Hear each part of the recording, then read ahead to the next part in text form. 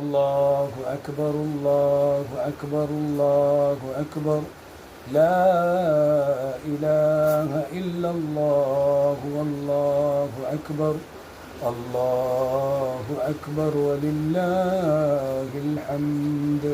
السلام عليكم ورحمة الله وبركاته.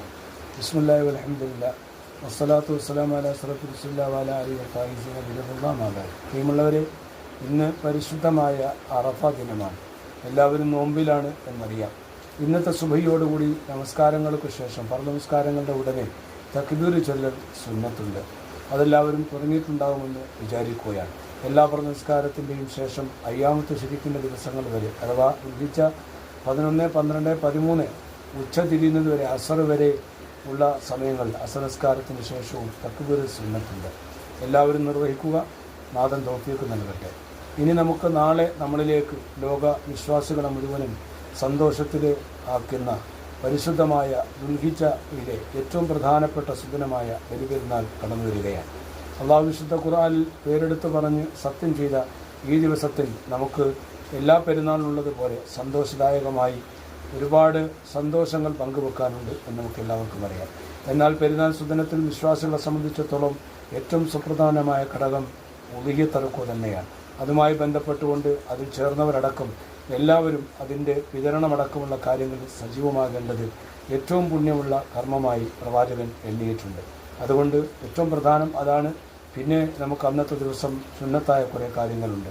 കുളിക്കുക, പുതുവസ്ത്രം അണിയുക, സുഗന്ധം പൂശുക, അതുപോലെ തന്നെ ഭക്ഷണം കഴിക്കുക, സ്വതക്കുകൾ വർദ്ധിപ്പിക്കുക, കുടുംബബന്ധം ചേർക്കുക, മരിച്ചവർക്ക് വേണ്ടിയും ലോക മുസ്ലിമീങ്ങൾക്ക് വേണ്ടി പ്രത്യേകം പ്രാർത്ഥനകൾ നിർവഹിക്കുക തുടങ്ങി ഒരുപാട് കാര്യങ്ങൾ. അതുപോലെ പെരുന്നാൾ ആശംസകൾ നേരുക, തഖബ്ബലല്ലാഹു മിന്നാ വമിൻകും സാലിഹൽ അഅ്മാൽ എന്ന പ്രാർത്ഥനയോടുകൂടി പെരുന്നാൾ ആശംസകൾ അർപ്പിക്കുക തുടങ്ങിയ ഒരുപാട് സുന്നത്തായ കർമ്മങ്ങൾ എല്ലാ വിശ്വാസികളുടെ മേലും പ്രവാചകൻ സുന്നത്തായി ചര്യയായി കൽപ്പിച്ചിട്ടുണ്ട്. ഈ പെരുന്നാൾ സുദിനം നമുക്ക് ഈ പെരുന്നാൾ സുദിനവും അള്ളാഹുവിന് ഏറ്റവും കൂടുതൽ നന്മകൾ ചെയ്തുകൊണ്ടെടുക്കാനും സമൂഹത്തിൽ ഇടപെട്ടുകൊണ്ട് സമൂഹത്തിൻ്റെ ഇടയിൽ ഐക്യവും സമാധാനവും നിലനിർത്തുവാൻ കഴിയുന്ന രൂപത്തിലുള്ള പെരുന്നാളാക്കി മാറ്റാൻ സാധ്യമാകണം. ഹറാമായ കാര്യങ്ങളിൽ നിന്നും വിട്ടുനിൽക്കുകയും മോശമായ വർത്തമാനങ്ങളിലും പെരുമാറ്റങ്ങളിലും ഏർപ്പെടാതിരിക്കുകയും അത്തരം യാത്രകൾ ഒഴിവാക്കുകയും ചെയ്യേണ്ടതാണ്. ഈ സുദിനത്തിലും സന്തോഷിക്കാൻ നിവൃത്തിയില്ലാത്ത എത്രയോ സമൂഹം, എത്രയോ സഹോദരങ്ങൾ, മുസ്ലിങ്ങൾ തന്നെ പല നാടുകളിലുമുണ്ട്.